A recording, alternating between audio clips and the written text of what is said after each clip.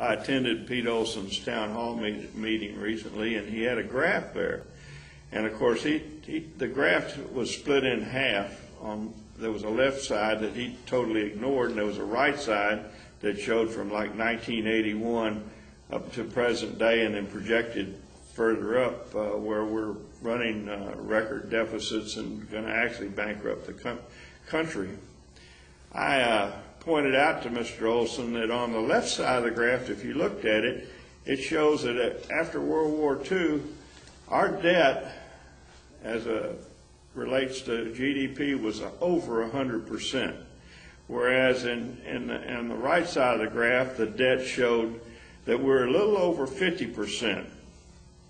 Now, if you look at the left side of the graph, from 1945 until 1981, the deficit steadily dropped. And during that time, we rebuilt Europe. We sent millions of young men and women to college. The economy grew. The middle class had probably the best advance of all benefits and wages during that period of time than any other part of the American history.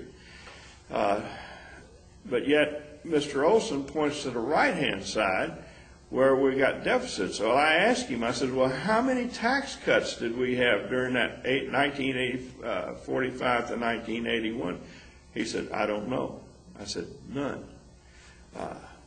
Back in those days, corporations and citizens believed that paying taxes was a good thing, and that government was a good thing because government actually solved problems. And if you look even go back during World War II, we solved problems. We fought one of the greatest wars our factories became the most productive of any place in the world.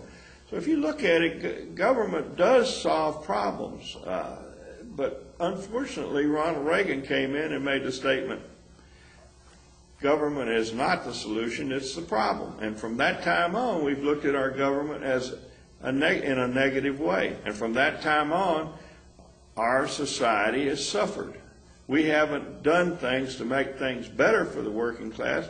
We've done things to destroy for the working class and the poor and